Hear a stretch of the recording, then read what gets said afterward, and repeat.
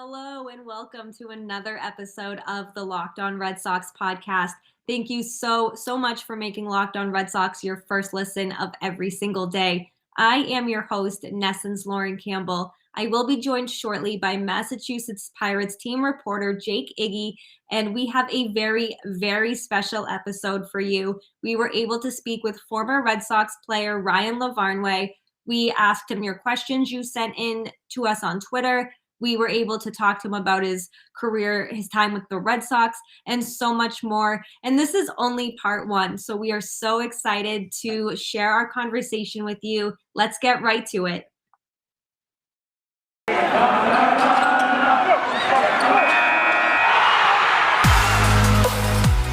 You are Locked On Red Sox, your daily Boston Red Sox podcast. Part of the Locked On Podcast Network, your team every day.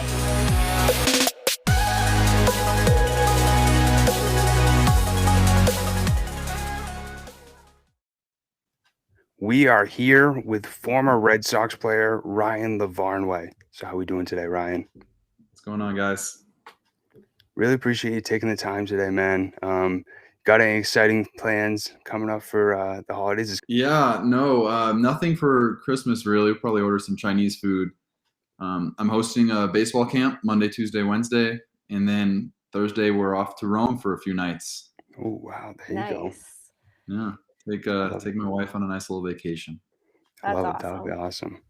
I first want to start off, talking about you growing up. I think it's pretty cool through my research that your favorite player growing up was Jason Varitek, and that you actually had the opportunity to, play with him a few times while you were on the Red Sox.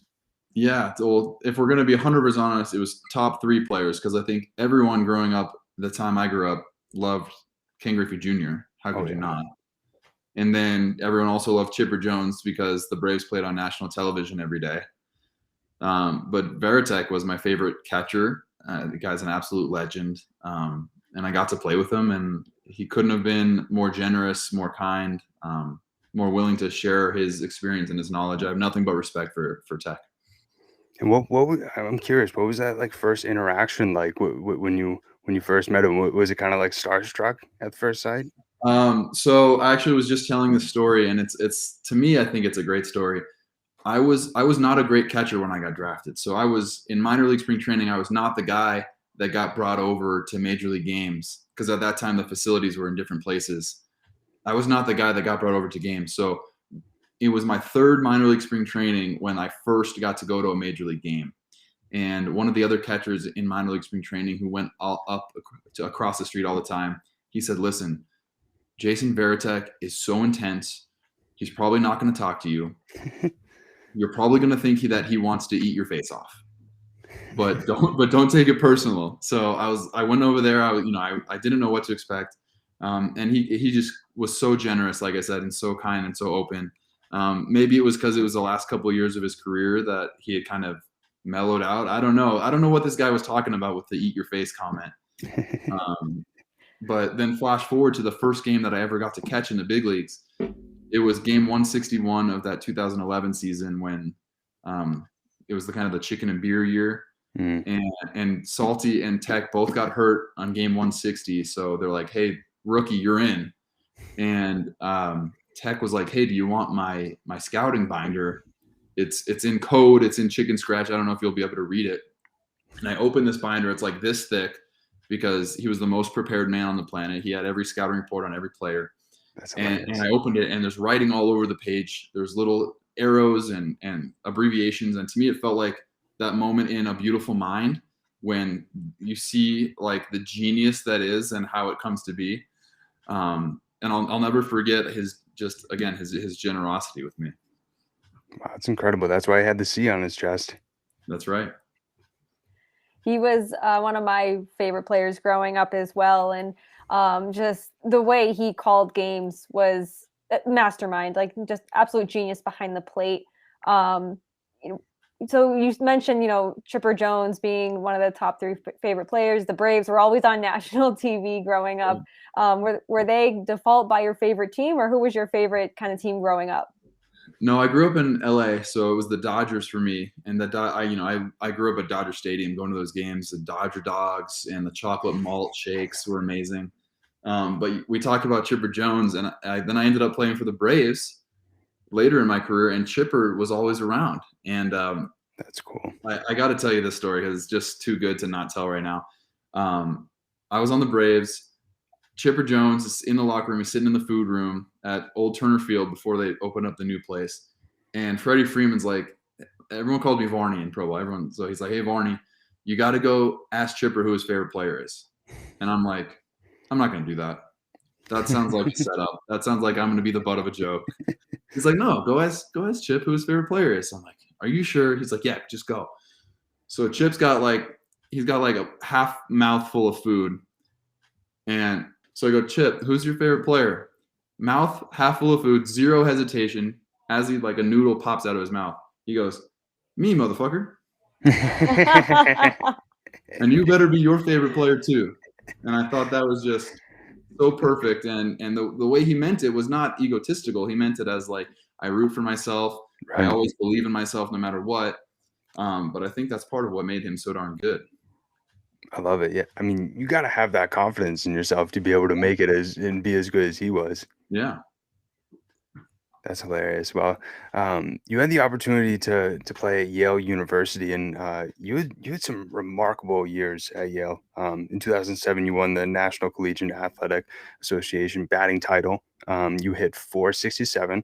Then you also set a record as well, which when I was doing my research, I was like, holy crap. Had a 25-game hitting streak, as well as set the Ivy League all-time career home run record with 33. So how fun was it? Come on. Oh, it was 34. in 2007. How fun was it playing in that year? Oh man, baseball is so fun when you get a hit every day. I'll tell you what. No, I was just doing all the little things right, and I want to give so much credit to the hitting coach at Yale at the time, Glenn Lungarini. He is just one of the coaches that I've had along the way that has raised my standard of what I even thought was possible. At the end of my freshman year, I think I had a very average freshman year, maybe hit 300, which in college is nothing special.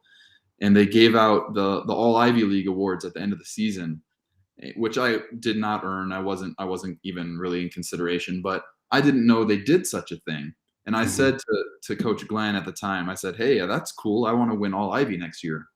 And he looks at me, and I'll never forget this conversation and the look in his face. He said, forget All Ivy League. If you're not an All-American by the time you graduate, I'll be disappointed. Oh boy, there you go. And from me in my 18-year-old brain, not even knowing All Ivy League was a thing that happened, to never even considering in my wildest dreams being an All-American, it raised my standard. And that's what I try to do when I coach or when I mentor young players is raise your bar of what you think is possible. Because wouldn't you know it, I took that mentality to summer baseball that year. And every time I took batting practice, I was in my head and it lived in my brain. And then the next season I won the batting title and I was an All-American. That's incredible. Yeah, that's amazing. In 2007, though, you had a lot of success. You attributed a lot of your success to your coach there. And is this kind of when you realized that you had a chance at playing pro ball? Like did your hitting coach there help you get that dream, kind of manifest it, and like you said, raise your standards? Yeah. So again, I always had the dream to play pro ball, but everyone asks when did you know? And I think my sophomore year was when I started to know, and it started to be a real opportunity that I thought would present itself. My high school coach did the same thing. I didn't make the varsity team in high school till my junior year, and I got benched for half of the year. So then in the fall semester, my senior year, coach was walking around. I remember we were stretching before practice. He said, who's going to hit fourth on this team? And I'm thinking to myself, it's not going to be me. I got benched last year. But I jokingly said, why not me? And he looked at me and he said, why not you? And by the time the season came on, again, he raised my standard for what I thought was possible. So I think it's so important to really coach kids and inspire them the right way and help them realize that they can be better than they ever think they can. And I try to remember that every time that I'm working with young people. We hope you are enjoying our conversation with Ryan Lavarnway. We will dive into much more with him in our second segment of Locked On Red Sox. Thank you once again for making Locked On Red Sox your first listen of every single day. But first, I need to tell you about Built Bar. By now, you probably know it's not an episode of Locked On Red Sox if I am not talking to you about Built Bar. It's the holiday season, so grab the protein bar that tastes like a candy bar, or even better than a candy bar. Built Bar is filled with so much holiday goodness, rich with decadent flavor. It's covered in chocolate. You honestly get the best of both worlds with it being delicious and healthy. There's also so many flavors, you'll have a hard time choosing. There's raspberry, there's mint brownie, there's cherry, there's double chocolate. There's also my personal favorite, cookies and cream. Built Bar gives you that extra fuel you need to bust down those mall doors and battle those holiday shoppers. If you're like me, you are finishing your Christmas shopping today, so make sure to grab a Built Bar. That's exactly what I'm going to do. And because it's the season of peace and love, do not bring up your favorite Built Bar flavor at family parties. People are so passionate about their favorite flavor, they'll fight you for it. But what's a holiday family gathering without a little drama, right? And if you're friends with Santa, tell him to throw a few Built Bars in those stockings. With so many flavors, they'll make anyone's Christmas morning a happy one. And we have an offer for you. Go to built.com, use promo code LOCKED15 and get 15% off your order. Use promo code LOCKED15 for 15% off at built.com. Oh, 1000%. I think that's huge.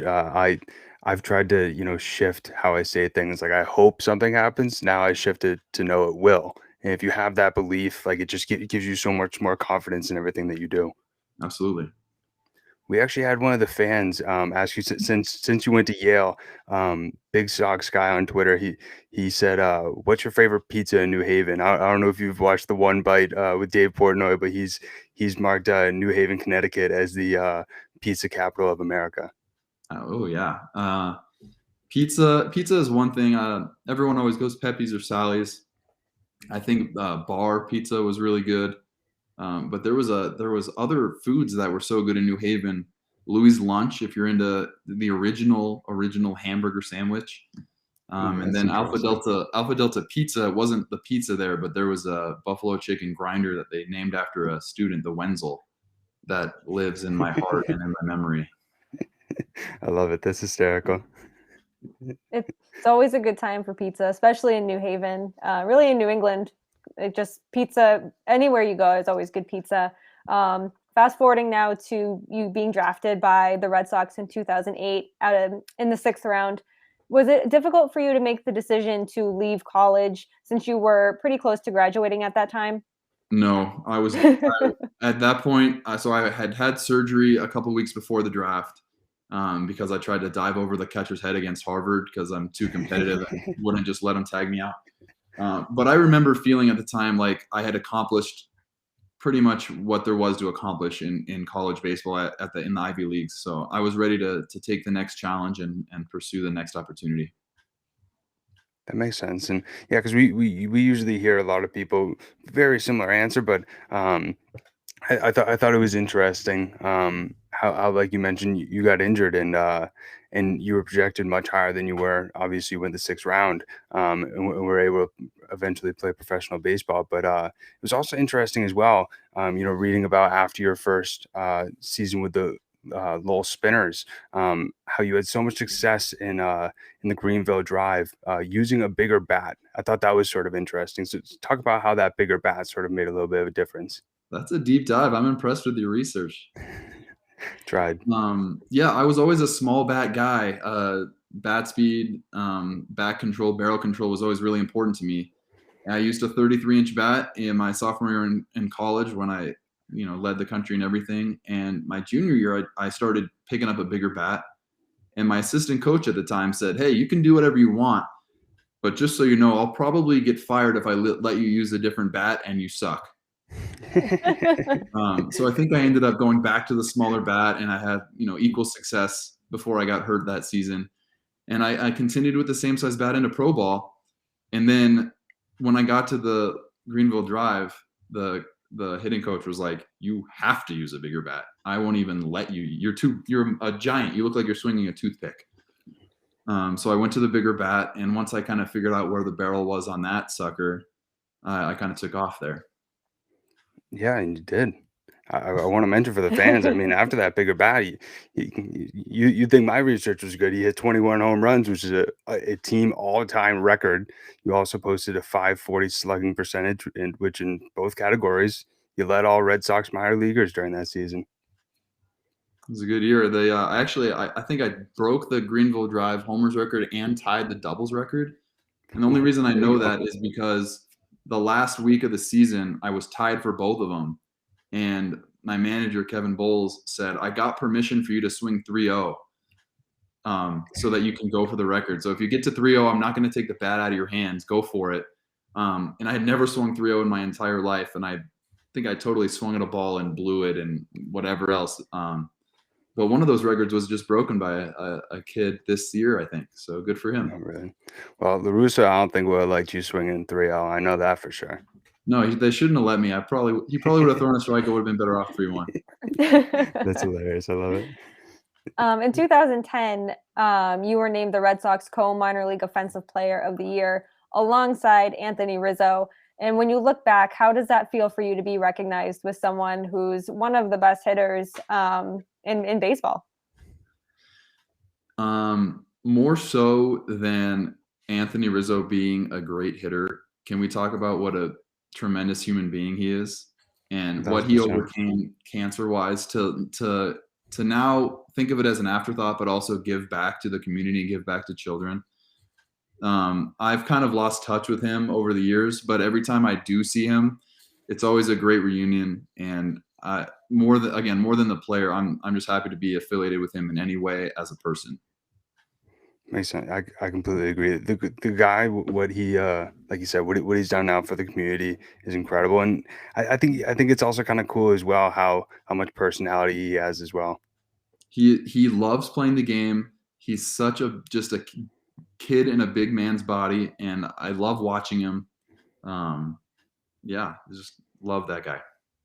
Yeah, I got to be honest. I hated seeing him in a Yankees uniform this past season. Wished he was in Boston, but it is what it is. He looks good in pinstripes, though. Yeah, I completely agree. Well, also after that season, you were named AFL Rising Star, and in 2011, you were Baseball America's best power prospect in the International League. And I'm always curious from guys hearing their take on, especially looking back, what that pressure was like when they first sort of found out that they were a quote unquote top prospect. For me, I didn't feel any pressure, actually, mostly because 10 years ago, being a prospect did not mean what it means today, especially with a big market team like Boston. When I got called up to the big leagues finally, they had more than 10 players with more than 10-year service time. So being some sort of hotshot prospect, again, who are you going to play over, David Ortiz or Jason Varitek? It doesn't matter what kind of prospect you are. Now being a prospect holds a lot of weight, and it gives you trade value, and it gives you organizational value, and they'll trade franchise players away to make space for you. But it was a different world in 2011, and especially with the Red Sox team that was trying to win and win right now. So pressure, didn't feel it from at that point. Makes sense. Yeah, you're a better person than me. I feel pressure over the slightest things every single day. So good for you. And you mentioned getting called up by the Red Sox there. Can you kind of take us through that day, that phone call, getting to Fenway, and just getting to be around the Red Sox and what that whole process was like? Yeah. So my call up involved, I was watching the Red Sox had a day game at Fenway, and I was in Pawtucket. We had a night game. So we were watching the big league game on TV, and David Ortiz got pulled out of the game. And I think I was on a hot streak. I had hit like 9 homers in 10 games. And my teammates were like, "What do you got to do to get called up?" And I was like, it doesn't matter. Jason Varitek's ahead of me. It literally doesn't matter what I do. Right. But David Ortiz came out of the game, and right as I was thinking, man, that would be cool, I got a tap on the shoulder, said, "Hey, the manager wants to see you." So I went in. It was Arnie Baylor at the time, and he says, "Hey, you're going to fly to Kansas City tomorrow to meet the team. Don't tell anyone, because David Ortiz and Kevin Youkilis, they're both banged up. They're going to see the doctor in the morning. If they're both okay, then you're coming right back and you're not going to be activated. But if one of them is hurt, you're starting in the starting lineup." So of course I told everyone I know, and I flew to Kansas City the next day. And on the plane, I watched. My computer was this big, the big clunkers that happened 10 years ago. I watched the DVD version of the movie For Love of the Game and cried like a baby because I was so excited and I was so unsure about what was going to happen. And when I landed, I called from the baggage claim and they said, "You're in the starting lineup. Get to the stadium as fast as you can." So Wow. The rest is history. And you honestly made history during that debut. It's pretty incredible. You hit your first 2 major league home runs, and you became the 3rd player ever to hit 2 home runs in your first start as a catcher. Did you not? So it wasn't. So my first call up, I played DH for Ortiz. That was in August, I think, and then I got sent back down, and I got called back up, and then I didn't start at catcher until game 161. And that's when I had that game that you're talking about, which was a pretty cool memory, and I'm glad we won the game. But no, I didn't know that. Yeah, I mean, I'm curious, especially I'm always wondering what guys think, especially after they hit that first home run, because they work so hard to get up to the majors, and to be able to hit that first one, it can't always be easy. So what I look back and remember about that first home run is they show the hitter, they track the ball, and then they go back to the hitter running around the bases. And I look back at 24-year-old Ryan trying so hard to be Jason Varitek that I didn't even let myself smile because of, the Jason Varitek. He's intense. He's going to eat your face off. I was trying to emulate him and be this stoic, grown up, like this is business as usual. But on the inside, I'm like freaking out, right? Like, this is awesome. Right. So now 34-year-old Ryan, now, when I hit a homer, I got the biggest smile on my face. I enjoy the moment because I'm not Jason Varitek. You got to be the best version of you. And Ryan now as a leader is a different type of leader as Jason was. And I don't have a C on my chest, but I try to be a leader and I try to lead by example in my own personal way. So that's what I look back on now. I bet after that second one, you were like, damn, this feels good. Yeah, the second one went a little farther.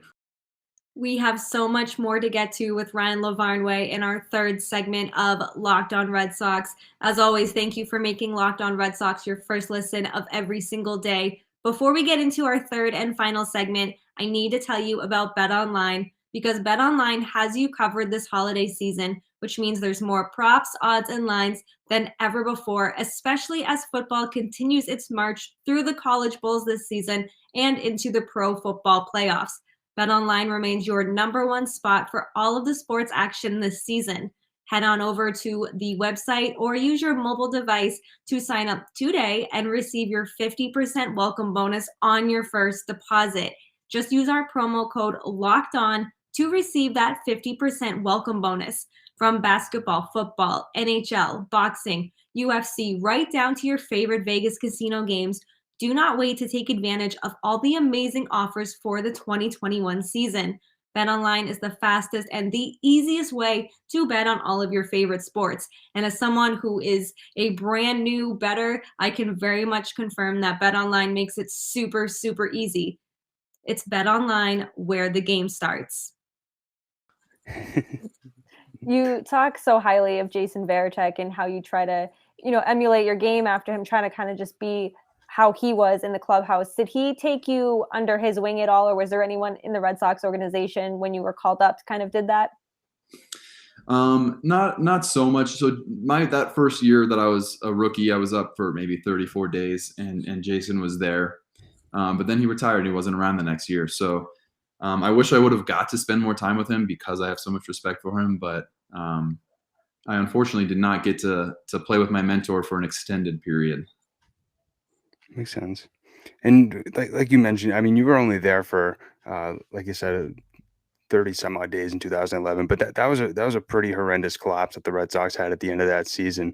And so, like, especially somebody coming up from Pawtucket, what was your experience like, sort of being around that team as the whole September collapse happened? Yeah, so I got called up the first time for 8 days in August, and we showed up to the yard every day, and we knew we were going to kick your ass, and you knew we were going to kick your ass, and it was beautiful. And then I got sent down for the mandatory 10 days that you need to be down for an option. And I came back up, and it was just a different feeling. I got called up maybe September 8th, and I was riding the bench. I wasn't playing much, but watching and observing how, the media pressure and what the front office was trying to do about it, and guys were battling injuries. I don't know that the chicken and beer that it was blamed on was necessarily a fair scapegoat. I agree. But it was definitely a different world than when I had gotten called up in August. Yeah, I just got a massive flashback, and I guess I can call it a nightmare when Carl Crawford missed that diving catch, and the Baltimore Orioles when they had nothing to really win for. And then I also thought of the Evan Longoria where he throws his hands up with the walk off, and the Rays ultimately and end up making the playoffs. And the rain delay for us, that we were up, and then we lost the momentum from the rain delay, and yeah, wasn't the best finish to that season. Well, so after that game, like what was the feeling like? Obviously, nobody was happy in the clubhouse, but especially as somebody who came up at the end, how was that sort of experience after that tough loss? I think it's as you would expect. We could move on to something more positive if you want. Yeah, absolutely. Yeah, that season is, my grandma still complains about it, and she can't move on. I don't know how any of us will, but in 2012, you played under Bobby Valentine, and just kind of what was it like playing under someone like Bobby Valentine who had so much experience? So many people knew him from like getting ejected from the Mets game and coming back and with like the mustache on and just kind of sitting in the dugout. So just kind of like, what was it like playing under somebody like Bobby Valentine? It was definitely very different than the Terry Francona approach. And now that I've played parts of 10 seasons in the big leagues for 8 different teams, I think I've played for 10 different major league managers. And I would say Terry Francona is one of my favorite. I would say Buck Showalter is one of my favorite. Bobby Valentine, I don't know that I would list as high. But everyone has their own unique style, and I think people relate to their managers, and managers relate to players differently. I actually heard a little interesting tidbit. I figured I would mention this. I was curious on what your reaction was, but he actually brought you up in the most recent Section 10 interview that came out this past week. Unfortunately, it's not like a compliment, but he called you the slowest runner he's ever managed. Oh, that's fair. That's fair. Yeah. I heard that. I'm like, where did that come from out of nowhere? And Jared Carrabis, he goes, Ryan Lavarnway was always one of the nicest guys in the clubhouse. He's like, but I haven't thought about him in a minute. Yeah, no, I am probably the slowest guy that he's ever coached, and that's fair. Which just means that all my offensive stats are that much more impressive, huh? Yeah, exactly. 100%. I'm not getting any cheap hits. Exactly. So in 2012, you and Craig Breslow became the first Yale players to be MLB teammates since 1949, and it's also the first all-Yale bat in the major league since 1883. That's a long, long time. So just kind of like, what was that like to kind of come together with him? And I guess, over 100 years. That's pretty impressive. Yeah, I don't mean to just gush about everyone we talk about, but Craig Breslow. Talk about if there ever has been anyone that took me under their wing and acted as a mentor to me, it was Craig, because of the Yale connection and because he was 8 years ahead of me in his career. He's always been like a big brother within the baseball game for me. I think both of us kind of roll our eyes when people quote that stat, because where we went to college is not who we identify as. We were just major league players, teammates, and going about our business. But it is fun to think that we have that shared history, and hopefully it won't be another 100 years until more Yale teammates get to do that. Yeah, I hope not. We hope you enjoyed part 1 of our conversation with former Red Sox player Ryan Lavarnway. Part 2 will drop Friday morning, so we are super excited to share that with you. Thank you so much once again for making Locked On Red Sox your first listen of every single day. Be sure to rate, review, and subscribe to Locked On Red Sox right here on YouTube, on Apple Podcasts, on Spotify, wherever you get your podcasts, you can find Locked On Red Sox. Be sure to check out all of the other Locked On shows across our network, Locked On A's, Locked On Yankees, Locked On Giants. They all do an incredible job. Be sure to find me on Twitter at Lauren. That's 3 laws, Lauren with 4 R's. You can find Jake Iggy on Twitter at Jake Iggy, and the Locked On Red Sox Twitter account at LO_Red Sox. And now that you have made Locked On Red Sox your first listen of today, head on over to Locked On Bets to make that your second listen.